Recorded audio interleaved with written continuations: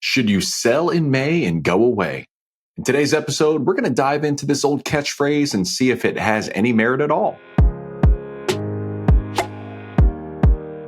For those of you that are new, my name is Kevin Lau, and I'm your host of the Planning for Retirement podcast, and I'm also the owner and lead financial planner at Imagine Financial Security.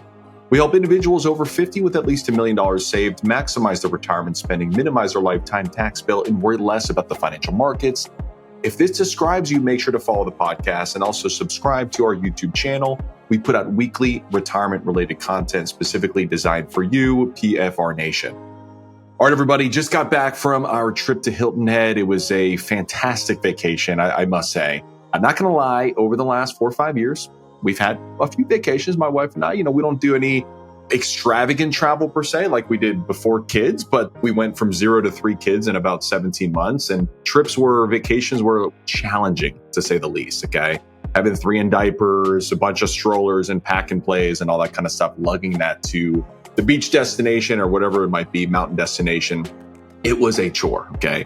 This past week in Hilton Head, one of the more enjoyable Hilton Heads that we've had, period. And our boys they're getting a little older. My oldest is going to be turning 6 here in August. We've got our twins that are 4.5 years old. They're still a handful, not going to lie. I mean, no question. They are not easy by any stretch, but just doing things that, just like, for example, I went fishing with my oldest son. I mean, it was amazing. I didn't know if he was going to want to go because it's a little slow. I get that. But I told him, I said, hey, Tristan, we're wrapping up the pool. We're doing a little pool session. I said, hey, buddy, Uncle Brian and I, we're going to do a little fishing. Okay, later on today, are you interested? And he was absolutely interested. He was super gung-ho. So we ended up going out, and I think we went out 3 times just on the shore. Nothing crazy. We didn't go take a boat out or anything like that. We were just right on the shoreline. And the first day we went out there, we hooked a horseshoe crab on our first cast. It was the craziest thing I've seen. This thing was like bringing in a freaking, I don't know, just like a piece of, like a tree trunk. I mean, it was so heavy bringing this thing in, and unhooking it was a little bit of a challenge with all of its claws going crazy, but we hooked a horseshoe crab, which I've never done that in my entire life. I've seen horseshoe crabs, mostly dead, but we got it unhooked, but got it back in the water. Was it the second cast or the third cast? I'm trying to remember here because there was another day we went out that was pretty epic as well. This was the bonnet head. So bonnet head story. So my son Tristan was all about trying to catch some sharks, okay? He was actually gung-ho about it. He wanted to go out and catch some sharks. He had seen the photos, in years past of us bringing in some bonnet heads and some black tips and all that good stuff. So I said, Tristan, I go, whatever bites, that's what we're going to be catching, okay? I can't guarantee you we're going to bring a shark in, okay? So I'm letting him hold the reel. It was kind of one of those things. I had a sand stake, but I just let him hold the reel. And he was sitting there for a second. And he claimed he was getting some bites. I said, buddy, let me kind of see that. Because obviously with the ocean, you get the waves and it feels like a bite. So I said, let me get this rod real quick. And sure enough, this thing starts bending a little bit. It was a bite. So hooked it. And I was like, okay, fish on, let's go. And so he and we started reeling this thing in together, and it was fighting hard. I mean, it was a sizable fish. Okay. We didn't know what it was at the time. Sizable fish. But my son, Tristan, he yells out, it's a bonnet head. And I'm like, buddy, I don't know what it is, but it's fighting us. Let's see what it is. It was probably about a 3-minute battle. Okay. It wasn't an easy battle. It was a difficult battle. My son's hat flew off his head, with the wind, and he was chasing that around, but a lot of commotion going on the beach, a bunch of people starting to crowd around to kind of see what we were reeling in. It was a lot of fun. But reeled in a bonnet head. It was an absolute beauty. I would say it was probably pushing 3 feet. It was a good size shark. Thankfully, it was easy to unhook. Didn't have to deal with any cutting the line or anything like that. So we unhooked it, got it back in the water. Then another day we went. Oh, actually, no, day two. Day 2, we got skunked, okay, which was a good thing because obviously the first day ever my son fishing, and he catches a horseshoe crab, which I don't think that was intentional. I think this thing was just kind of biting our line. I don't think he was trying to get hooked, nor was I wanting to hook him. But nonetheless, we brought in a horseshoe crab and then obviously bringing in a nice size bonnet head. Good first day. Second day we get skunked, which was good because I told him, Tristan, that not every day you go out and you just catch anything you want, okay? You need to be patient. Sometimes these things take a long time. So that was a good lesson for him. But then day 3, we went out there and we hook a monster.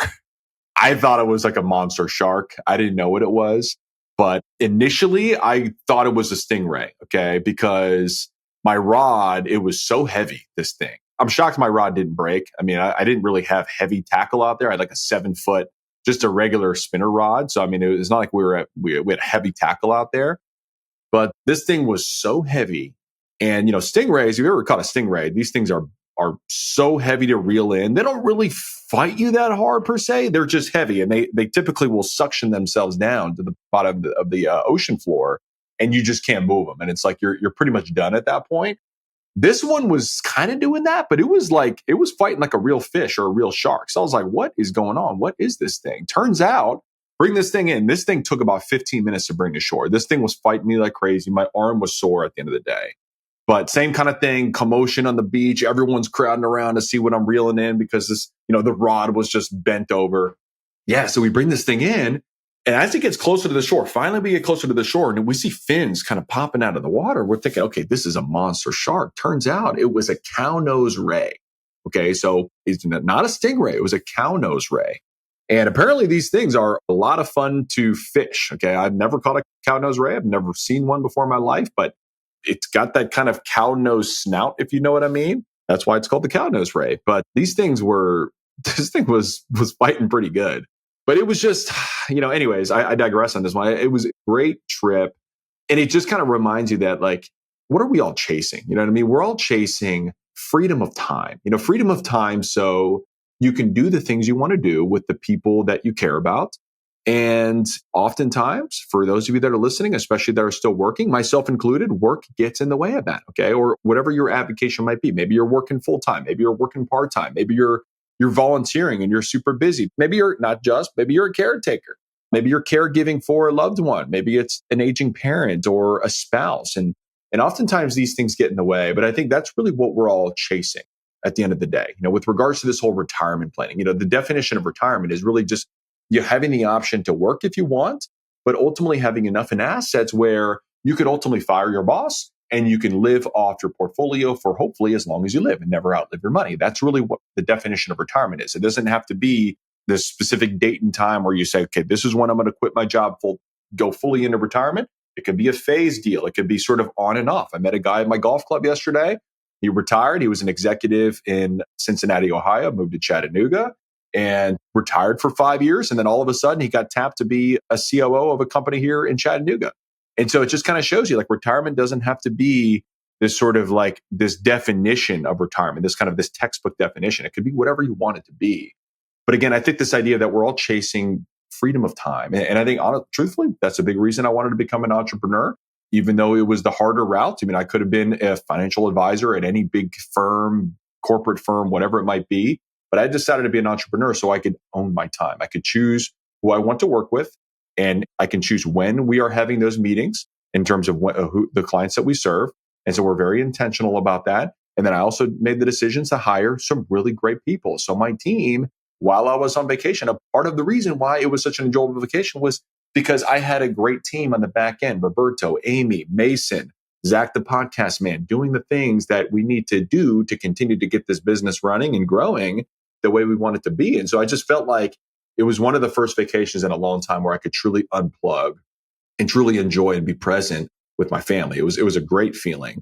Again, it wasn't perfect. It wasn't all sunshine and roses, but it was a great experience, and definitely a reminder that, what we're all chasing at the end of the day is this idea of work optional. Okay. And one of the controllables that is very difficult at times, okay, especially when markets are volatile, is what you do with your investment portfolio. Okay. This idea that, hey, the markets are going to do what they're going to do. You cannot control the day-to-day movements of the market, regardless of what you think, how good of a trader you might be, or you think you might be. You cannot control the day-to-day volatility and ultimately the uncertainty that things like tariffs or geopolitical concerns or whatever, the inflation, interest rates, the Fed, you cannot control those variables, okay? But you can control your investment decisions, okay?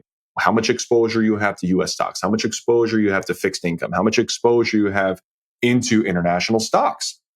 And this past month is a friendly reminder that you should not make knee-jerk reactions when it comes to your investment decisions. Okay, because after Liberation Day, April 2nd, we had a bloodbath. Okay, I mean, obviously we had a big sell-off, when these tariffs were initially introduced, but we had a substantial bloodbath, a legitimate bloodbath after April 2nd. Okay, markets sold off very, very aggressively. But since then, the market is up about 15% over the last 4 weeks. Okay, so for those of you that are listening, hopefully, if you've been a long-time listener, you know my stance on this one. Okay, we want to have a strategy, we want to have a process, and that strategy and process needs to be aligned with your specific retirement income goals when you're planning to tap into your portfolio. Which account you're tapping into first? Is your taxable account, your tax deferred, your Roth account, ultimately your tax plan, your Roth conversion strategy, timing of Social Security. All of these things fit together in a nice little puzzle that's specifically suited for your plan. And once you have that plan, you need to implement the rebalancing process, the risk management process that makes sense for you, and not make emotional decisions when it comes to the markets, selling out when the markets are volatile, bailing out in a perfectly well thought out, diversified investment strategy just because of some uncertainty in the markets. That's not what you want to do. But if you did that, okay, maybe you're a new listener, or maybe you have been listening and you have not followed our advice. Now you're in a pickle. Okay, now you need to think through, okay, do you jump back in the market after a 15% rally? Do you wait until the next market drop? That may not come for months or even potentially years down the road. This is why we coach the idea of DURP, D-U-R-P, discipline, unemotional, repeatable process. Okay.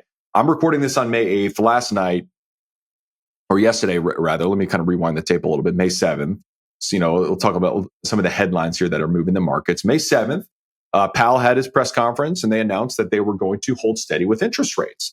And I was thinking, good. I was happy about this because at the end of the day, would I like interest rates to go down? Sure. I think everyone would stimulate growth, mortgage interest rates going down. I guess, we did just lock in our mortgages the last few months here. So it's not going to impact me, but certainly I wouldn't mind interest rates coming down. That's going to stimulate the economy. That's going to be good for businesses and also consumers alike. But I was a little concerned because Trump has been hardcore in the news, in the media, on his Truth Social and tweeting, I don't know what you would call it, on his Truth Social, but posting on his Truth Social about Powell and the job he's doing and sort of criticizing Powell and saying he should cut rates and that he's an idiot. And truthfully, not a fan of that, okay? Because at the end of the day, the Fed is an independent organization, or should be an independent organization. They are not directly related to Congress. They're not directly related to the president. They are supposed to act independently, and they have a dual mandate: unemployment, maximum unemployment, and to keep inflation at 2%. That is their dual mandate. That is their simple but very, very difficult task that they have, as Powell has as the Fed chair. So he came out and said he's going to hold steady. So I was happy about that because I was very afraid of the optics. Even if it made sense to cut rates now, which arguably it could. I mean, 25 basis points, maybe it could. They are looking at the data that we are all seeing with regards to inflation, kind of creeping up just a little bit, but still pretty tame at 2.3% relative to what it was a couple of years ago at 9.1%. But I was happy that they held steady because the optics would not have been a good look. If Trump was pressuring Powell to cut rates and then Powell comes out the next press conference and then cuts rates, don't think that would have been a good look for investors, not just in the US, but also foreign investors, because at the end of the day, US Treasuries are the safe haven. Okay, they are the safest investment in the world. And if there is a belief that the sitting president, can manipulate how the Fed is implementing their policy decisions, I don't think that would have been a good look. So I'm happy that we held steady, but I'm really curious to see what takes place over the next few months, because at the end of the day, the Fed, they are looking at stale data. And this is just my opinion on this one. Okay, they're not really acting on what they think is going to happen in the future. That's not what they do. They look at all the data that we see with regards to inflation, with regards to unemployment, with regards to wage growth, with regards to their balance sheet. They're looking at the same data. And I do believe that there is a little bit of a lag there when it comes to what the impact of tariffs are into the actual economy today. So we will see. They are going to take a wait and see approach to see if it makes sense to cut at their next meeting. But at the end of the day, that's sort of, the markets were sort of indifferent about that decision. I think it was kind of good news, not great news, but it was kind of good news because ultimately what Powell said in his press conference is that our economy is still resilient. Consumers are still spending. Businesses are still spending, although they are hitting some pause. Okay, there's no question. There's beginning to be a little bit of a slowdown. but the tariff impact shocks have not really shown up in the data that they're looking at. But then later on that evening, Trump posted on his Truth Social. This is why it's probably a good idea if you don't have Truth Social to go ahead and download the app and follow Trump. But Trump posted on his Truth Social that he had a big press conference, which was today, May 8th, at I think it was either 10 a.m. or 11 a.m., with regards to a trade deal. And some news leaked later on in the evening. He didn't say who, with who, but news leaked later on in the evening saying it was going to be with the United Kingdom. So big news. That was a big story last night. So when that came out, I said, okay, here we go. The markets are going to like that news. And sure enough, the futures began to rally. Overnight trading sessions really began to push the futures in significantly in the green territory. And then ultimately, when the press conference happened today, Trump did confirm that it was with the United Kingdom. Details are still being ironed out, but overall, it seems like a big win for the administration. And the markets rallied. Last time I checked, the S&P 500 was up about 1.5%. The Russell 2000, okay, small caps were up about 2.5%. So the market liked that news. And again, it just kind of shows you that, listen, news travels fast and the markets react almost ahead of the ultimate news because they sort of shoot first and ask questions later. Okay, if they were wrong about that, then you would have seen the market sell off today. But ultimately, when that news was confirmed, the markets continued to rally forward. And again, it's just a reminder that you cannot time the market in the short term. It goes back to the Warren Buffett quote I love to talk about or to reference, which is in the short term, markets are a voting machine. In the long term, the markets are a weighing machine. Okay. And things that are holding weight, earnings, GDP, unemployment, wage growth, a lot of these are very, very positive still right now. So even though there were a lot of concerns about tariffs and still are, no question, there are a lot of concerns about China still.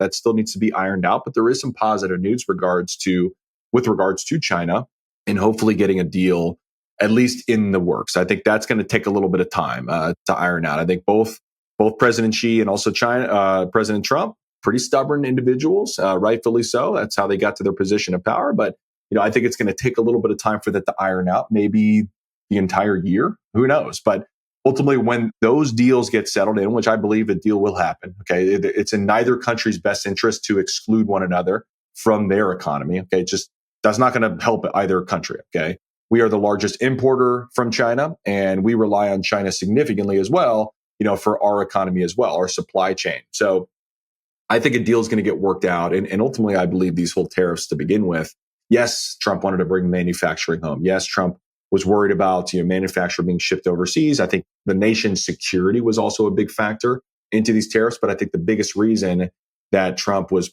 really pushing towards these tariffs was really this negotiating tactic, which so far, UK comes to the table, makes a deal. It seems like other countries are following suit as well. And listen, so far, if you look at the markets right now, again, I'm recording this on May 8th, the S&P 500 is only down 2.5% year to date. The NASDAQ is down a little over 5% year to date. Not too bad. After all that happened over the last 5 months, here we are. Almost hitting bear market territory with the S&P 500. The NASDAQ was in bear market territory. And again, it's just a friendly reminder that acting on emotion in the short term is a big, big risk. So I have a question for you before we transition into today's topic. So we're a little over 36 trillion, pushing 37 trillion in debt. Sounds like a massive number, and it is. But what I think is more relevant is the interest payments that we pay on that debt relative to what we are producing here in the United States, better known as GDP, gross domestic product. So I have a chart pulled up. If you're watching on Spotify or YouTube, I have a chart pulled up. And this is tracking back in, really from the 1960s, the percentage of GDP, our total public debt as a percentage of our GDP. So our interest payments that we're paying on the debt, on our country's debt relative to GDP. And as you can see, for many years, from in the 1960s all the way to about 2000, it kind of hovered in that 40 to 60% range. Okay. Really, honestly, up until 2008, 2009, when that Great Recession hit, we obviously printed a lot of money to bail out the big banks. It was a mess. Lehman Brothers collapsed, bailing out AIG, Fannie Freddie. It was a mess. Okay. So the great financial crisis, the Great Recession, the financial crisis changed the game, okay, in my opinion. And so as you can see, it really skyrocketed in 2008, 2009, all the way up to 100%. And it kind of hovered there for a while. And if you look at 2020, it spiked again because of the pandemic, again, printing money to bail consumers, businesses out. Okay, I'm not saying that was the wrong move. Obviously, hindsight's 2020. Maybe we could have eased into that a little bit more as opposed to going so aggressive with $4 trillion of stimulus. But ultimately, at that point in time, then we hit this 120% mark. Okay, which to me, if you look back in history, it's never been that high. I mean, it's 3 times what it was in the 1960s. Okay, so is this good or bad? I guess time will tell. I think people right now are concerned at the trajectory. I think every economist, if you look at their projections, this is not a good outcome long term in terms of the percentage of GDP that our debt payments are going towards. And if you look at this graph here that I've pulled up, Japan is at 255%. Okay, they're by far the leader for the G7 in terms of having significant debt on their balance sheets. But look at Greece, 168%, Singapore, 168, Italy, 144, and then USA is ranked number 5 out of all of the developing countries. Okay, so again, it's not something I don't think we're like raising sounding the alarm bells today about. But if this continues, if this trajectory continues, I think it's an absolute concern. Okay, and I think this is what people have been talking about for many, many years. Truthfully, you look at Social Security, that's in trouble. You look at Medicare, they're running into some funding issues as well. And if nothing changes with regards to our spending and our deficits, the Social Security Trust Fund's going to be bankrupt in 2023. The Medicare Trust Fund's going to be bankrupt in 2034. Not that there's going to be no Social Security Medicare, but it's going to have to be overhauled. It's going to be a reduction of payments. We've talked about this before. Okay. But I think at the end of the day, the US Treasury is the safest investment in the world. And our economy, truthfully, is built on the US Treasury bond. And if that gets downgraded, goodbye. Okay. I think, that is the concern for, I think, most economists out there. Okay. And myself included. And if you're a taxpayer in the US, you should be concerned about this too. So I think most people agree we have an issue. Let's say we all agree on that. Okay. We have an issue with regards to our spending. Our deficits have been growing significantly year over year. And really since that 0809, that Great Recession, our debt payments as a percentage to our GDP has been really, really creeping up to an uncomfortable level. Okay. So we've had an issue. And so far, politicians have not had any answers to this issue. Okay. And Trump, whether you like him or not, in my opinion, you've got to admit he's a gutsy dude. Okay. I mean, to gamble on this tariff play and to gamble on this Doge play, to try to cut deficits, try to cut our trade deficits, try to cut government spending. Okay. And let's say hypothetically, he's already secured the border. So let's check that box already. That's looking like a success. But let's say he brings manufacturing home, or at least reduces our reliance on, we'll call it enemies, countries that don't like us, like China. Let's say he makes the Tax Cuts and Jobs Act permanent. Let's say Ukraine and Russia war is over. Let's say that somehow that gets solved or resolved.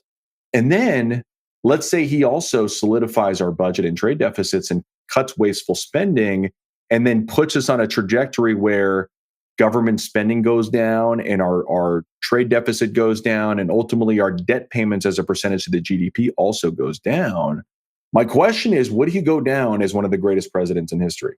And would people that do not like Trump, just because they don't like Trump, admit that that is the case? Obviously, that's a lot needs to happen for this to be the case, or this question to be hypothesized. But I'm hypothesizing it right now. And that's my question to you, is if those things check off, or even if he achieves all but one, or even all but two of those points, is he one of the greatest presidents of our generation, or potentially one of the greatest presidents of all time? Just a hypothetical I'd like to leave you with as we transition to our main topic today, which is sell in May and go away. So many of you have probably heard this saying before. I've been hearing this since I got into the business. It always comes around in May. And I saw an article, okay, lo and behold, I saw an article in multiple places get posted about this. So I said, I need to do a podcast on this. And obviously I was on vacation the last week, so I didn't have a chance to do it for this week's episode because I do record these in a week in advance. And I doubled up a couple of weeks ago and releasing the episode when I was gone on vacation. But I've been really antsy to jump into this one because anecdotally, if you look at the data, there could be some merit on this one. And we're going to go over the data here in just a second. But I want to first talk about where this comes from. Actually, the real saying, again, I didn't even know this. All right. So I just heard sell in May and go away because averages for returns are less between the months of May and October than they are from November to April. Okay. And I always thought, okay, that's a bunch of BS. Don't believe it, but if you really look at the data, it's kind of interesting. But the origins of this phrase really kind of date back to the 1930s and 1940s when British stockholders, or stockbrokers, I should say, they used to have the saying because it was referencing a seasonal pattern tied to essentially trading volumes in the summer, because in May, the wealthy investors would go on vacation in the summer, and therefore trading activity went way down. And if there are not as many buyers and there are sellers, prices are not going to come up, or they're not going to go up. And so ultimately, returns were muted during that period of time until mid to late September, when they had their Triple Crown horse race, which is the, I guess, St. Ledger's Day, St. Ledger's Day. And so the real quote, for those of you that are interested in this one, is sell in May and go away and come back on St. Ledger's Day. Okay, so that's the actual quote that dates back to the 1930s, 1940s. And it was a fun quote. Obviously, that was in the UK. So, does that really matter for the S&P 500? Who knows? But ultimately, academics began picking up this because it's very catchy. I think it's a really cool, catchy phrase. It's almost like the Christmas rally, if you will, or the Santa rally that people expect to see in December for holiday spending, if you will. But there were a few academic papers that really picked this up in the 1970s and 1980s. This is really when the technical trading, the technical analysts started to come out to sort of look at patterns in the markets and figure out, okay, how can we time this thing perfectly? And obviously studies have shown that it's impossible to time the market consistently over time. You might get right.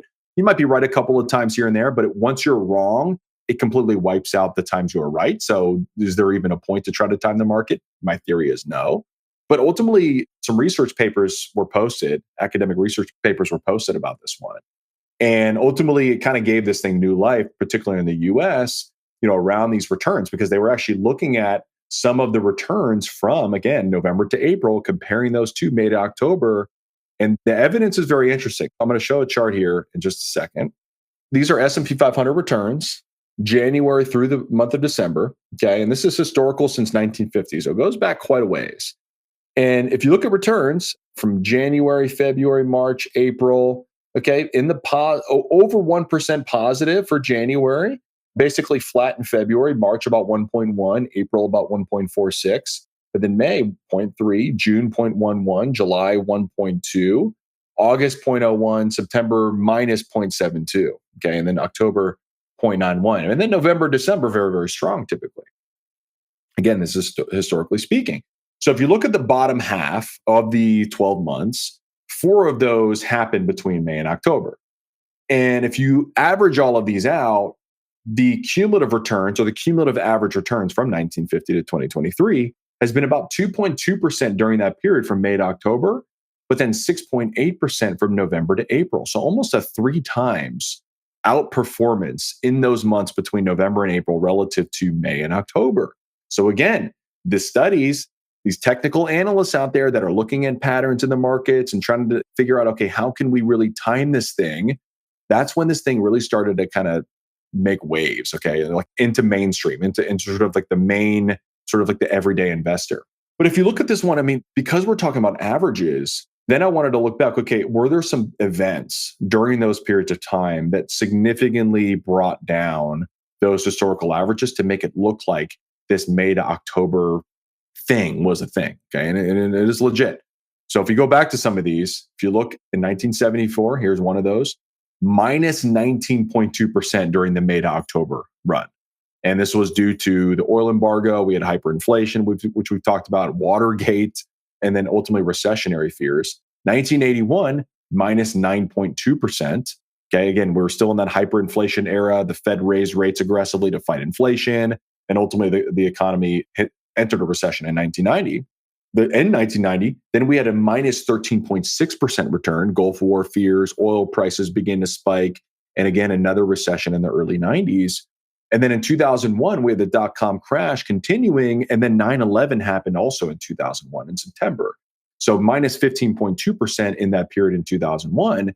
And then again in 2002, the dot-com crash continued to sell off, and we had a minus 18.5% return during that year as well. And then, of course, 2008, global financial crisis, Lehman Brothers collapsing in September, and we had a minus 30.2% rate of return during that period of time. And so, obviously, there were some major events that stood out, But none of these were like seasonal things. They were like, oh, the economy slows down from May to October. These were just legitimate shocks to the economy because of economic factors that basically caused the markets to slow down, the growth to slow down, and ultimately many of these were recessionary periods. But there were also some really strong performances from May to October. So again, if you're looking at averages, that's one thing, but there were very strong periods of time. Let's look at 1985, positive 11.4%, 1995, positive 10.2, 1997, positive 16.1, 2003, positive 15.3, 2009, positive 18, 2013, positive 10, 2017, positive 9, 2020, positive 13. Okay, so the problem today is that historically, markets, maybe there was a little bit more arbitrage out there in the markets. News didn't travel as quickly as it did today. But today we're in a 24/7 news cycle, we're in the information age. We've got algorithms and institutional investors that are high frequency traders. There's no summer horse racing lull, if you will. I mean, the markets are 24/7 these days. And many bull runs happen and rallies happen during those periods of time of that sell in May period. Look at right now, what's going on in the markets. Today, May 8th, markets are up pretty substantially. It looks like that's probably going to continue here if good news on the trade deals continue to show up. There's so many opportunity costs by following this advice of like, hey, let's just sell in May and go away and come back in October. There's so many opportunity costs. There's also tax consequences of potentially selling out prematurely. I think you know where I fall on this one, okay? But ultimately, I think it's very easy, okay, right now, especially if you don't like Trump, if you don't like what the administration is doing, there are a lot of excuses on why you may want to go away, why you may want to sell out of the markets. And what I'm trying to tell you is that if you do this, okay, you're going to have to make the decision of not only when to get out, but when to get back in. And we had this happen time and time again, meeting with prospective clients that were sitting on cash. And one of them told me that they sold out in April of 2020. They took the advice of sell in May, go away. So at the end of April, they sold out. They were sitting on cash, largely because obviously the pandemic was going on at that point in time, but they had some advice from a friend of theirs whose wife was a doctor. And the doctor told their coworker, they said, you know what, this is not going to be good, this pandemic. Probably going to have to go through a shutdown of some sort for a period of time. The economy is going to shut down, the global economy.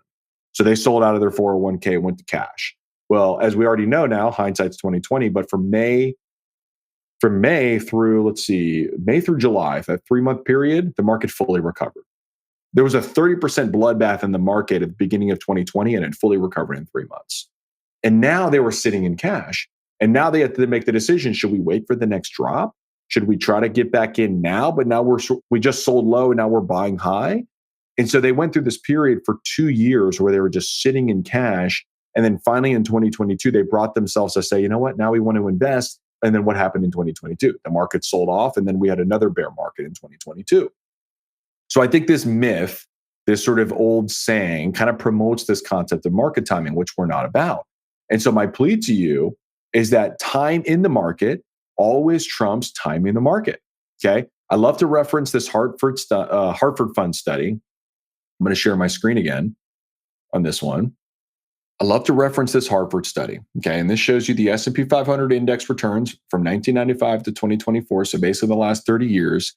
And it shows you if you invested initially $10,000 over that 30-year period, you would have had $224,000 at the end of that 30 years. If you just invested in the S&P 500, didn't sell out of anything, you just stayed invested, stayed the course during that 30-year period. If you missed the 10 best days in the market, so let's say you at some point in time, you got a little spooked, the market started to kind of sell off a little bit and you maybe moved to cash. And as we know from another Hartford Fund study, over half of the best days in the market happened during a bear market. But let's say you sold out one of those times and all of a sudden you missed 10 of the best days in the market. You have less than half of what you should have had you just stayed invested. And of course, if you missed the 20 best and the 30 best days, it just shows you the impact of those best days in the market, how much they have on your returns long term. Okay.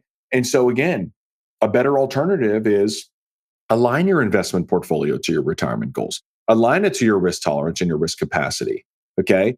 Retirement goals, meaning, again, when you plan to tap into your portfolio, how much you need to tap into your portfolio at that point in time. What's your rate of withdrawal? When do you plan to start things like Social Security and or pension? And ultimately, what's the tax play? Are you going to do some Roth conversions? When are you going to do those Roth conversions? When is your Roth conversion window? Okay. And what about asset location? Based on the time horizon of tapping into each bucket, does it make sense to have more of the safe money in your more tax advantaged accounts versus your more tax efficient investments in your taxable accounts? I think so, but it depends on your specific investment plan. It depends on your tax situation. Okay. And then once you have that investment target, come up with a rebalancing threshold. Are you going to pick a date and say, hey, I'm going to rebalance every year on January? Are you going to have a rebalancing band to say, hey, once my allocation shifts in and out of favor by, let's say, 5 or 10%, then you're going to rebalance? Or what about both? That's what we do. We do both. We do a January rebalance, and then we have a threshold rebalance. So if there's more volatility throughout the year, we can pull the trigger and more rebalancing, but also tax loss harvesting as well. Okay. And then maybe think about, hey, keeping some dry powder on the sideline just in case we go through a bear market. If you're pre-retirement, it could be for buying opportunities. If it's post-retirement, it could be for income distribution to prevent you from needing to sell when the market is down. And if you don't have a good plan, or you want a second look at your specific plan, we'd love to help you. We help individuals that are approaching retirement, typically over 50, that have at least $1 million saved, and they want to maximize their retirement spending. They want to minimize their lifetime tax bill and worry less about the financial markets. And we'd love to help you. So you can start with the retirement readiness questionnaire that's linked in the show notes, or you can visit our website at www.imaginefinancialsecurity.com, or consult with your advisor. If you work with an advisor, consult with them and say, hey, what's my investment plan? What's the process for rebalancing? Okay. When do we trigger a rebalance? Okay. When does it make sense to take certain assets or certain income out of certain accounts from a tax standpoint? And what's the timing on that? Okay. Come up with a game plan, get a second look at your game plan, stress test it in all market scenarios, good markets, bad markets, and everything in between. And then almost kind of keep the blinders on, okay? Because there's going to be a lot of noise related to tariffs, related to the Fed cutting interest rates. This is not going to go away just because, yes, there's been some good news over the last couple of days. I don't believe the volatility is over, okay? I think there could be some more volatility in the future, especially when it comes to the China deal, okay? 145% tariffs, not a good look right now. They slapped 125% on our exports to China. Not going to be good, okay? Until there is some resolution with US and China, I think we're going to have a lot more volatility in the markets. But any good news related to other trade deals, that is going to make the markets pop, in my opinion. The markets are going to like that news. And then certainly when the Fed cuts rates, and then certainly when the tax cuts pass. I'm going to assume that in some form the tax cuts will pass. And when that happens, the markets are going to rally. So you better be ready. So have a plan, have a process. Don't be emotional, okay?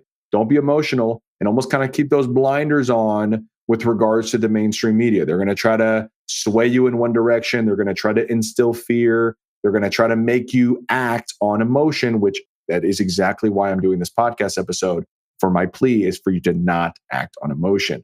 Stick to your game plan, keep those blinders on, and spend time doing the things you want to do. I think that's the biggest thing when it comes to retirement planning. That's why DIY investors love to hire us, because they got to where they are because they did a great job managing their finances. But now as they approach retirement and go into retirement, they don't want to spend time watching the markets. They don't want to spend time rebalancing. They don't want to spend time thinking about where their income's coming from. They just want to spend time doing the things they want to do when they want to do it with the people they care about. And again, that is what we started talking about this episode, is freedom of time in our clients as they get into this next phase of retirement, or that beginning phase of retirement. They realize how valuable their time is. If you actually put a dollar amount on your time, there's no question it's going to be more valuable the older you are, because the less time you have left in the tank. Hypothetically, obviously no one has a crystal ball. We don't know exactly how long we're going to live, but theoretically you have less time in the tank. And so therefore the value of your time should be the greatest in retirement. And so does it make sense? Do you want to be spending a lot of time doing these types of things? Maybe, but maybe not. And again, if you're looking to delegate this and you want help with this, we'd love to be a resource. We'd love to work. We love working with podcast listeners. That is my main goal right now for the podcast. I have two goals: impact and educate as many people as possible to help them plan for and prepare retirement. And then number two is to actually help people one-on-one. And that's what I get the most joy and satisfaction out of, because I actually see the results. I see the impact that we have on individuals once they have a clear game plan, once they have a process, and once this is not on their plate anymore. The burden that's lifted not only on them, but also on their spouse. I can't tell me how many times I've had clients thank us, spouses thank us for saying, hey, thank you so much for taking this off of my spouse's plate. Okay, because they've been doing this for the last 20 to 30 years. It's stressing them out now that they approach retirement. So thank you for that. And that's what we get joy and satisfaction out of doing. And so we'd love to help you in that with your journey planning for retirement. But that's it for today, everybody. I hope you guys enjoyed this episode. If you did, make sure to like it. Make sure to also share it with someone you care about. And make sure to stay tuned for next week. We're going to do a little mini whiteboard retirement breakdown for the podcast about a client who's going to actually, or at least projected to, die with more than they started with, which is obviously sounds good in theory. But then we're going to kind of stress test some hypotheticals with regards to lifetime gifting and the impact on their portfolio over time. So you're not going to want to miss that one. It's going to be a dandy. Until next time, everybody, thank you so much for tuning in. This is Kevin Lau signing off.